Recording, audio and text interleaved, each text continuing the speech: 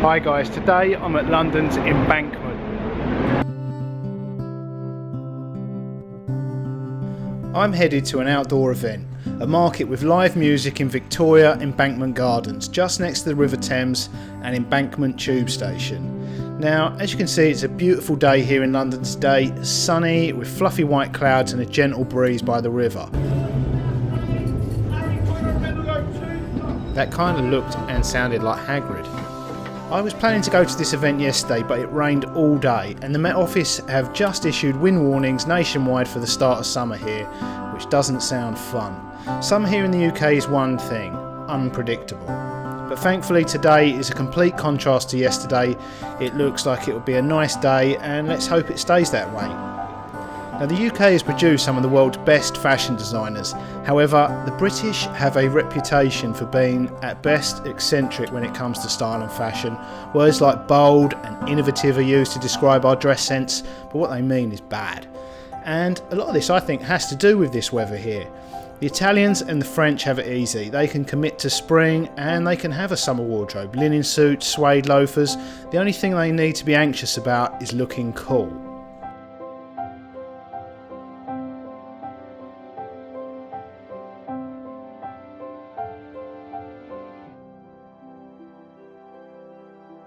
Here in the UK, on any given day in summer, we can have all the seasons in one day.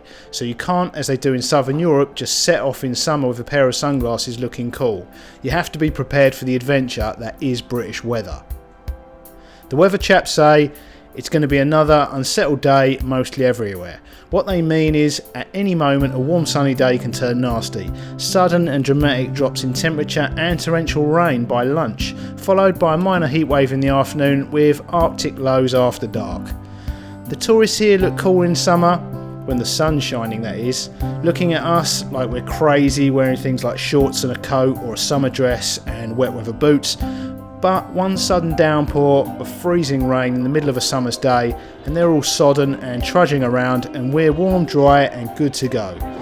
Just take a look at the images of Britain's biggest outdoor event of the year, the Glastonbury Festival, and you can see this summer style in its most extreme. It looks kind of nuts, but it works come rain or shine.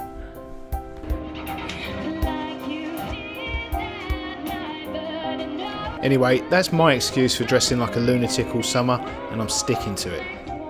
Thank you.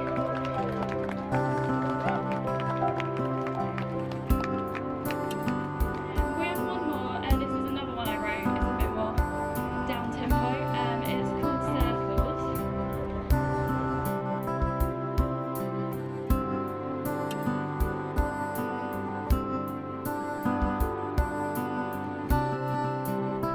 This is a brand new and unique event for 2015 by City Showcase Markets, but the organisers are not new to this. For the past few years they've been holding a similar event in Soho and are also responsible for the Dalston Christmas markets. It aims to bring together up-and-coming artisans, artists, fashion designers and jewellery designers. The Embankment Summer Market also features street food, the Meantime Bar, farmers market, lawn games and 3 days of live music and entertainment. The event's charity partner is the Connection at St Martin's in the Field Church, which helps homeless people here in the heart of central London. It's a pretty scenic location on the north bank of the Thames, sandwiched between Embankment Station and the Royal Courts of Justice and Somerset House. And it's next to one of my favourite wine bars and its outdoor terrace area in the whole of London, Gordon's, which is believed to be one of the oldest wine bars in London, established in 1890, but that's a whole nother story. This was once the bank of the river. Gordon's was once a riverside warehouse, and that's not a gate to the park, it's called the York Gate, and it was once a gate to the riverbank mooring for a mansion that was here, but they built this embankment in the 1870s, which left both landlocked many metres away from the new riverbank. I'll be honest, I've been here many times with friends, but only the Gordon's side in the evening, and it's usually buzzing with people. It's standing room only. I just thought that was a park gate. There are signs all over this walkway: don't stand here, don't drink there, don't do this and that, and Gordon's have staff patrolling up and down all night. And the staff are short of patience and actually really quite aggressive towards customers if you stand or lean in the wrong place. They're super precious about their little wooden bars. Not the wine barrels or the tables, the little bars. They hardly ever are in use, but if you lean a plate of food or drink on one of the Gordon's Gestapo will pop up almost instantly to berate you rudely and quite aggressively. Just try it, you'll see what I mean. But that gate, they couldn't care less about. You can stand, lean against it, put a cigarette out on it, let your dog relieve itself up it. No one bats an eyelid. Obviously I haven't done those things, I'm just saying. Well, actually, I have stood there, leant against it, chatting with friends, used its plinths and walls either side as a safe place to keep a bottle of wine in the busy walkway. No one cares. But their little chipboard bars either side are precious. Far more precious, you would believe, from the fuss they make than that old gate. So anyway, I looked up what it was while filming this vlog, and it's come as a surprise that what I thought was just an unloved and little cared about park gate was actually built in 1626. It's approaching 400 years of age, and the authorities of the day decided it should be preserved as an object of public interest and history as far back as 1893. So I won't be leaning against it or using it for wine storage in the future. Okay, I'm going to I nearly said grab then, I hear it used so much as a term. I don't like that term, I need to avoid picking that up. Grab lunch, let's grab coffee, it sounds aggressive and rushed. I'm not grabbing at anything. Why can't people say let's have lunch or let's have coffee or share dessert even? It sounds much nicer. I think the only thing it's okay to grab is someone's attention or the bull by the horns. Why grab something when you can have it, or even better, share it? I don't want to grab a beer, I want to have a beer.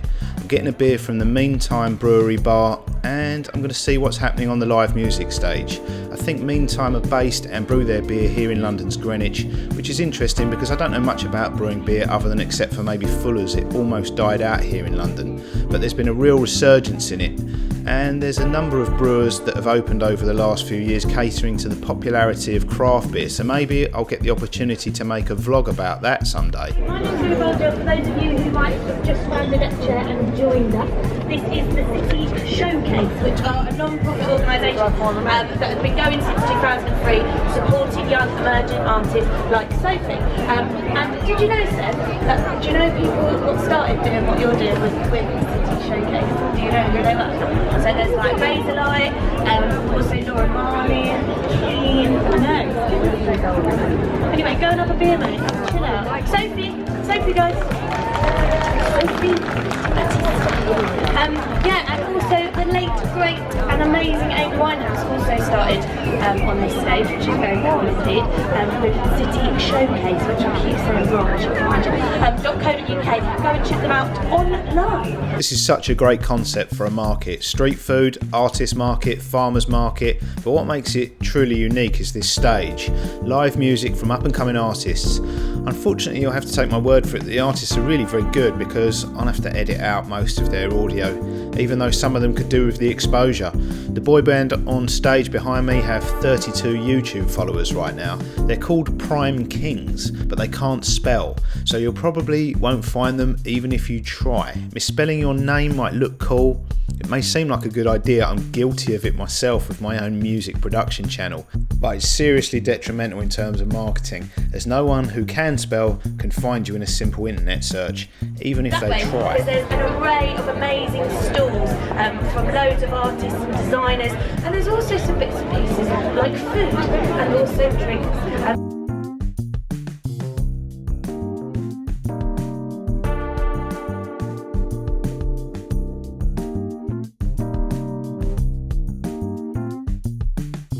I'm surrounded by food cooking and it smells delicious, and I've seen plenty of people walking by with some amazing looking little dishes too. The duck wraps sound very tempting, they look and smell amazing, but the sun's shining. I'm going to try and get in the spirit of summer and get something from this Spanish street kitchen called Boca Face. The Boca burger sounds good. I guess that's how it's pronounced. I usually butcher the pronunciation of something in each vlog and get corrected in the comments, so let me know. Can I get the Boca burger, please? One? Just one, please. As I said earlier, music events are tricky for vlogging at because artists' music rights are quite rightly actively defended on YouTube. So I'll have to edit the music out, or it can result in the vlog not being available in certain countries or even being removed completely. I understand the reasons for it and comply with it, But it's so frustrating right now because as I've stepped up to order Spanish-inspired food, two artists have stepped out on stage and started playing Spanish-style guitar. It's the perfect soundtrack and perfect timing, and I can't use it, or well, I fear using it. I can give you a quick sample chord or two, but that's it. Nothing recognisable as a song. So although I can enjoy this perfect soundtrack while I tuck into my Spanish-inspired burger, unfortunately you'll have to make do with music I've produced myself and actually own the rights to.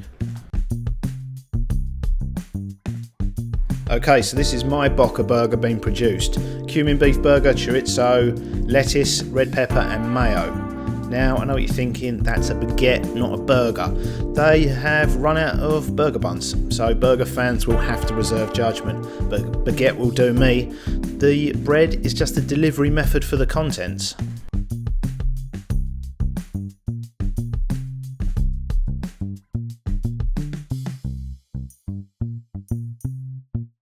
Okay, so considering it's an improvised baguette, it looks pretty good. I'm looking forward to this.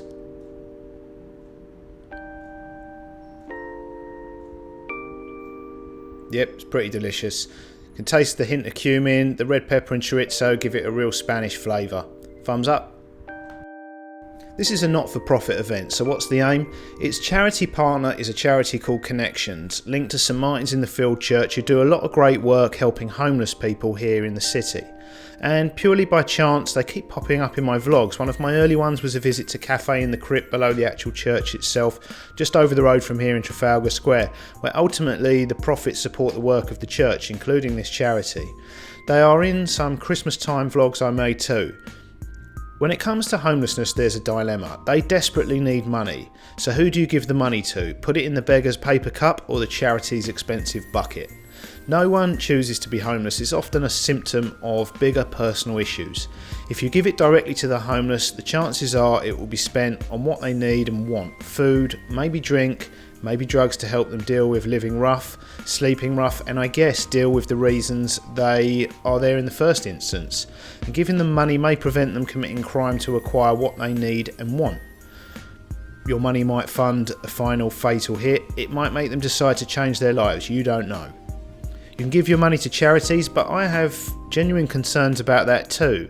They often use a huge amount of money on business admin and PR to raise more money. Executive pay can be crazy. A recent survey of boardroom pay among 150 charities found that 32 were paid in excess of £200,000 a year, and the Charity Commission just declines to comment.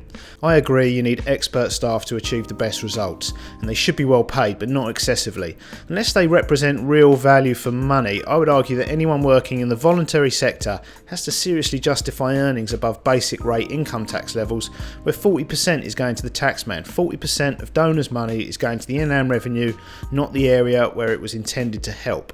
So before you give money to any charity, you need to find out how much of your money will be delivered to the people you really want to help.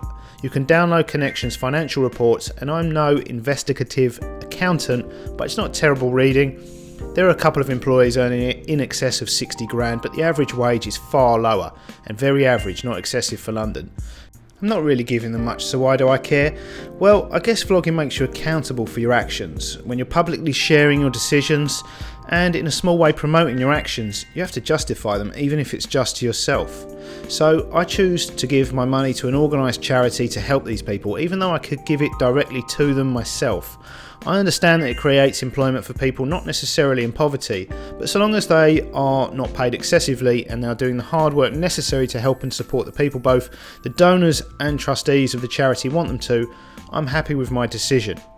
Thank you very much. Thanks. For me, I think they have a better chance of making change and truly helping people who personally I don't think can always help themselves alone with just a few pounds of my cash. My real admiration though goes to the volunteers, and there are many of them. The true heroes of such charitable work are the people who devote their time, not just money, and regrettably it's something I don't have to give. But I guess I have a platform, this platform where I can share their details, so I will put a link to their website below if you want to find out more or get involved.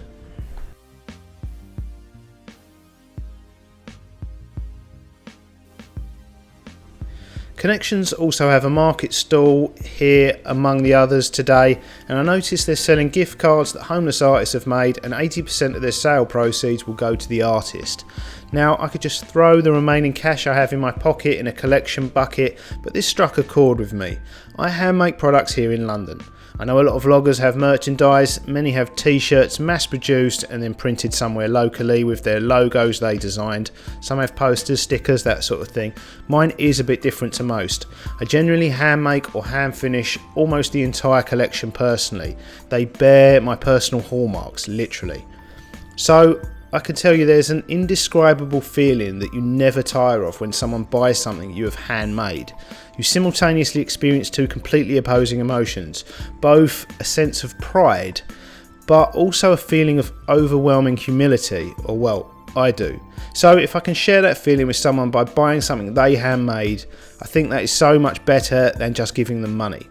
So now I'm the proud owner of half a dozen gift cards and postcards created by homeless artists.